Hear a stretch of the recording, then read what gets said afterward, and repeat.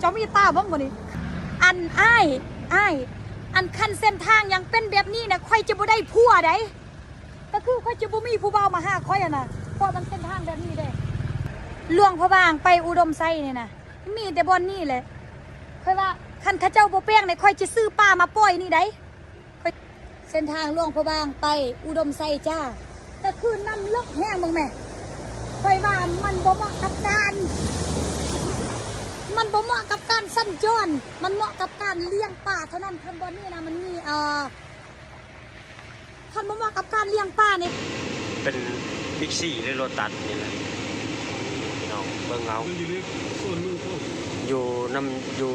ที่เมืองทองเนาะพี่น้องเนาะโซนเมืองทองเนาะโอ้โหเบิ่งเอาเด้อผม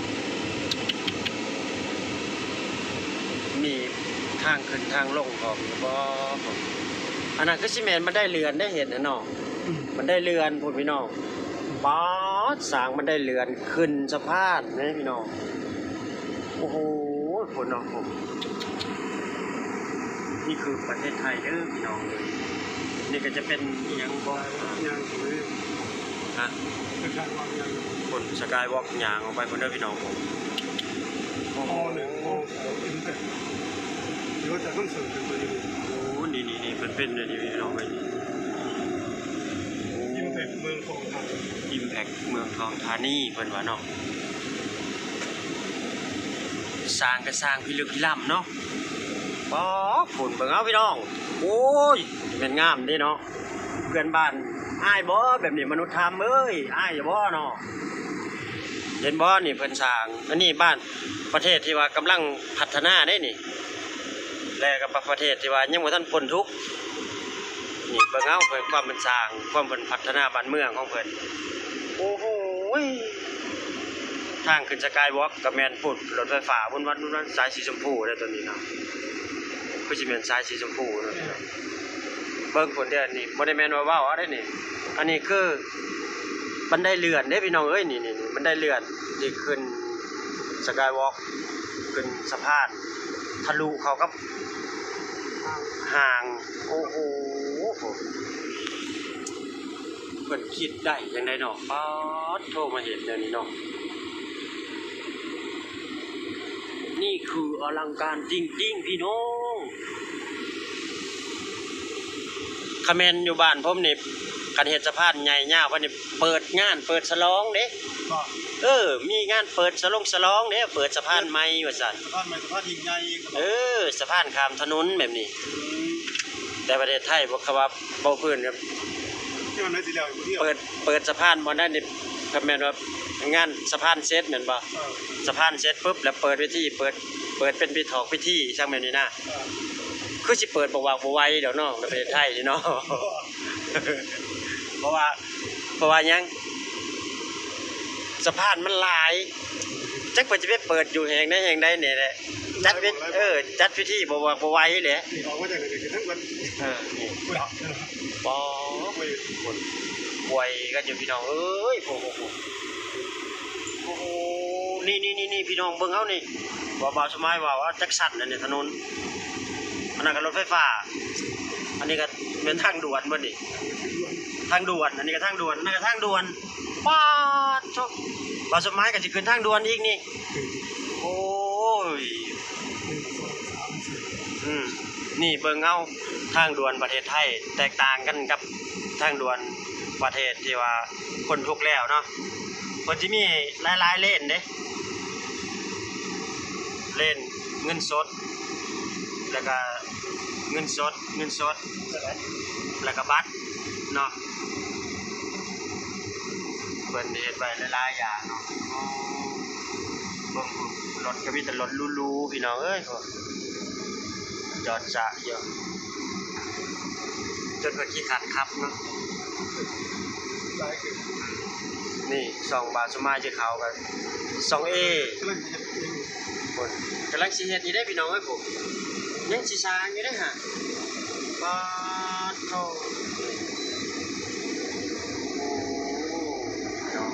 ไปเลยโอ้บาทสมัยขึ้นทางด่วนแล้วพี่น้องบาดนี้โอ้ยเบิ่งส้มทางด่วนนำกันไปเด้อพี่น้องโอ้ เป็นหยังอันนี้พี่ เมืองทองท่านี่เลยก็จัดแสดงจัดโชว์ก็เกิดโชว์ อ๋ออันนี้เนาะ คือข้างก่อนนี่เห็นหมดอันนี้ เมืองทอง เฟก อ๋อไทยเฟก ใต้ใต้ด้วยนะหลักอาหาร โอ้ย บูดเปิดแล้ว เป็นซูยเซ็ตอันนี้เนาะอ๋อพี่น้องเบิ่งรถพี่น้องคุณมันมาจอดทิมป้าไว้ช่างอยู่ในนี้ ของพนักงาน โอ้โหป้าทบตลาดรถได้นี่พี่น้องเอ้ยโอ้โหเบิ่งครับพี่น้องอุ้ยอลังการงานสร้างประเทศไทยแล้วก็กลับมาเบิ่งถนนหนทางนี่คือบนทางด่วนประเทศไทยนี่มีหลายๆแยกพี่น้องหลายๆเลนอยากไปทางไหนก็เพิ่นสิเขียนป้ายบอกเลยบ่ต้องยากแล้วก็บ่ต้องยันลงน้ำเติมก่อนจะขึ้นทางด่วนเติมน้ำมันให้เต็มถังเด้อพี่น้องหาบ่ลงยากอยู่เด้ บ่ต้องย่านว่าสิบ่มีบ่ลงคุณนอนรถอ๋อคุณพี่น้องโอ้โหสิเขาโอ้คุณนอนเป็นแยกเนาะป้าคุณพี่น้องมันแม่นทางอยู่ว่านี่พี่คือมันคือแผนที่เลยเนาะโอ้นี่คือถนนต่างจังหวัดนะพี่น้องความสวยความงามป๊อดทุกคนบรรยากาศวิวงามๆเนาะโคตรถ่ายบ่ได้ได้เห็นถนนบ้านเพิ่นสวยเพิ่นงามเลย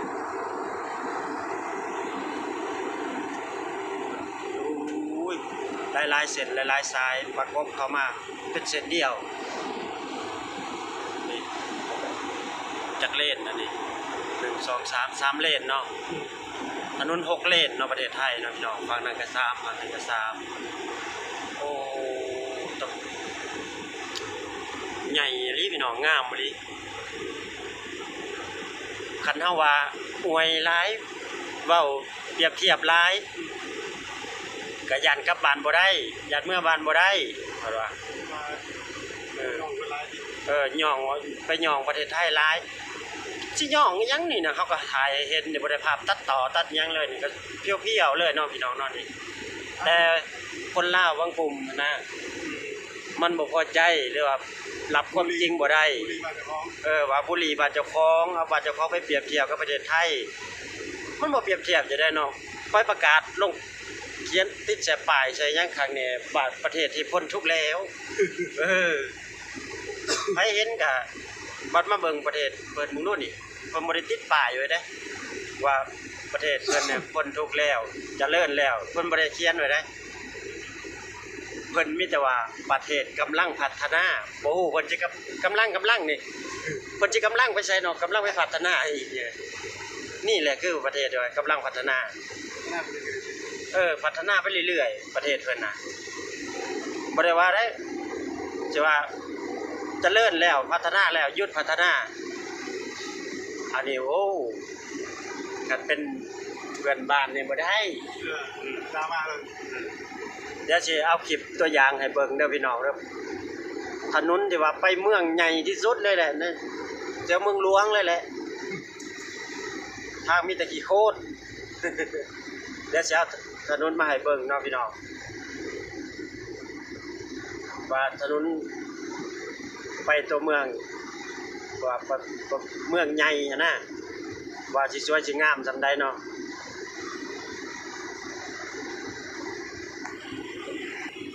เบิ่งผู้พี่น้องเอ้ยพี่น้องเอ้ยออนซ่อนดีบ่ได้ออนซ่อนอันอื่นเนาะออนซ่อนทางรถออนซ่อนทางถนนบ้านเกิดพุ่นน่ะพุ่นเฮ็ดมาแนวนี้แล้วก็แยกไปทางไหนได้บัดนี้เนาะอันนี้ เป็นลูกชายเป็นลูก อยากลงใส่ก็เลือกลงเอาเนาะพี่น้องอ๋อภาพบรรยากาศภาพนี่งามมากเลยพี่น้องนี่อุ้ยอลังการพี่น้องเอ้ยนี่คือผ่านถึงที่ว่าคนลาวบางกลุ่มเนาะที่ว่ายังบ่ทันเห็นความเจริญหรือว่ายังบ่ทันว่ามาเปิดหูเปิดตาอยู่ประเทศอื่นบ้านอื่นเมืองเพิ่นเนาะที่ว่ายังบุรีว่าเฮานี่แล้วก็ไปเฮ็ด YouTube ถ่ายคลิปถ่ายหยังนี่เปรียบหยังแบบนี้แล้วก็ว่าเฮานี่ไป เริ่มไปขอทานได้บัดนี้แล้วก็เฮ็ดคลิปไปบริจาคเป็นนี่หน้ามันสายบุญบ่จังซั่นจังซี่ไอ้นั่นน่ะ ว่าเฮานี่หารายได้เด้แนวนั้นเด้หากินแนวนั้นได้บัดนี้ เอามาหาได้นั่นน่ะไปซอยคนเดียวกัน แต่เฮาเนี่ยคือคันเขาเฮ็ดก็บางทีก็ส่องหลายๆส่องเพิ่นก็เฮ็ดแต่ว่าไปซอยเรือบ่แบบนี้นะก็ไปบุรีเขาว่าเอาเงินจังซั่นจังซี่ แต่ยังมาเอาอยู่เนาะเวลาเขาไปเอาเนี่ย แม่นอันนี้ก็คือเป็นบางกลุ่มเนาะพี่น้องบ่ได้ว่ารวมๆเด้อพี่น้องเด้อเป็นบางกลุ่มเนาะพวกที่บ่เห็นดีนํเนาะกับพวกที่ว่าออกมาบุรีว่าระวังเด้อเจ้าสิกลับบ้านบ่ได้กองร้อนสิจับเจ้าได้เบิ่งเอานี่บ่ว่าขี้โม้บ่ได้ว่าอวดว่าโอ้เบิ่งดูทางด่วนนี่ช่างพันใหญ่อีหลีโอ้หลายเลนเลยเนาะอยู่นี่เนาะ จุ่มญาติกันตัว25เลนโอ้โหทางด่วนพี่น้องทางด่วนประเทศไทย25เลนปอดโธ่ มีหลายช่องยังไว้ครับ มีหลายๆช่องเนาะโอ้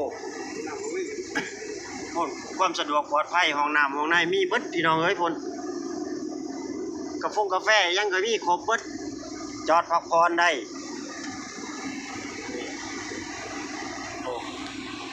โอ้ยอ่อนซ่อนจนบ่ฮู้คำสิเว้าพี่น้องให้ภาพมันให้บรรยากาศหรือว่าภาพนี่บรรยายเองจนได้พุ่นเนาะโอ้ทุกมาเห็นบ้านเพิ่นเมืองเพิ่นเฮาก็ห่วยตื่นเต้นตื่นอกตื่นใจแล้วเนาะมันงามอะนะถนนมันงามเบิ่งลูกโห ไทยเบิ่งจังว่าเอาไปบุรี พ่อถ่ายให้เบิ่งแล้วก็ว่าเฮาไปบุรีจังซั่นจังซี่เอาถนนไปเปรียบเทียบ เอามันย่างทางคนไทยลงโซเชียลด้วยกันเลยก็ไม่ได้ลุกไปบอกมากับพวกบุรีกันเองบอกกันว่ากัน บ่บุรีเด้ ก็ แต่ถ้าไทยอย่างไรบ้านของพัฒนาเป็นที่เขาเจ้านี่แม่เขาไปดูทุกบ้านของ ว่าเฮาไปดูถูกบ้านเจ้าของ มันย่างบ้านของไทยเป็นลุกเป็นโบมากจะปล่อยมันปลาเป็นอย่างก็ว่าแต่ ฉะนั้นมาว่าง่ายๆเนาะประชาชนจะชื่อป้ามาปล่อย น้ำถนนน่ะมันเป็นสระเป็นบ่อเว้นแหละบ่พัฒนาจักคือเบิ่งเฮาพุ่นความประเทศมันก็เจริญพัฒนาเบิ่งไกวกันอยู่กับชั้นถนนว่าจะขึ้นจะลงว่าจะค้ากับค้าหลองเนาะโอ้ยเนาะโอ้ตึกอันนี้ก็อยู่แถวหมอชิดเนาะพี่น้องเนาะแถวสวนจตุจักรเนาะนี่ทางพี่กันทางเดี๋ยวสวนรถไฟบังไปเรื่อยเลยนี่พี่น้องเบิ่งไปกันยาวๆเนาะบอลที่ว่าตึกถล่มมันนะพี่น้องเที่ยวนี่แหละใกล้ๆเที่ยวนี่แหละเนาะโรบินสันนี่หน่อยแม่นบ่ ไม่ ที่เจอบ่ เจอเห็นว่าเจอทางบ้านที่มัน บ่น้ำบ่อนเป็นลังอันนั้นน่ะ จะจักได้ดิลังใส่เลย ลังหางยังเขาเอิ้นนั่นน่ะหางที่ว่าตึกถล่มมันน่ะ เจหม้อ เจหม้อพี่น้องบ่สมัยลืมหรือว่าบ่รู้จักนี่แหละมันเป็นหางเนาะก็ว่าแต่หางนะเนาะหางใหญ่เติบเด้หมอชิดนี่เนาะพี่น้องโอ้ยทางกลับบ้านได้นี่ทางกลับบ้านเฮาพี่น้องเอ้ย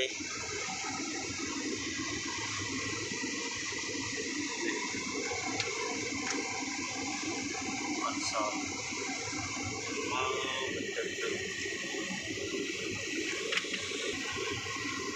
เฮ้ยพี่น้อง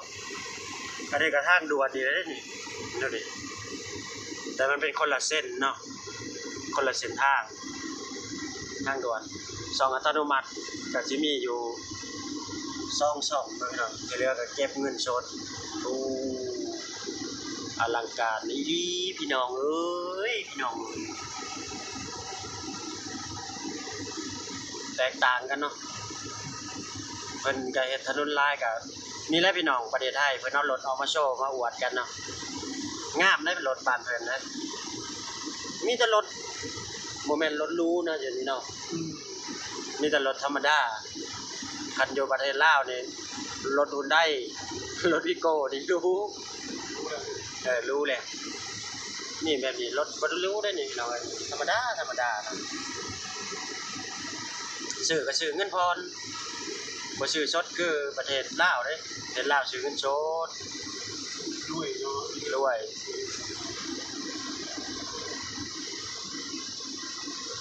เอาเนาะพี่น้องคลิปนี้มันก็สิยาวเกินเนาะพี่น้องบ่าวสมายจะได้จบคลิปไปเพียงส่ำนี้เนาะพี่น้องเนาะฝากพี่น้องกดไลค์กดแชร์กดติดตามให้บ่าวสมายเด้อครับเพื่อเป็นกำลังใจเนาะในคลิปต่อๆไปบ่าวสมายขอกราบคำว่าสบายดีและสวัสดีครับผม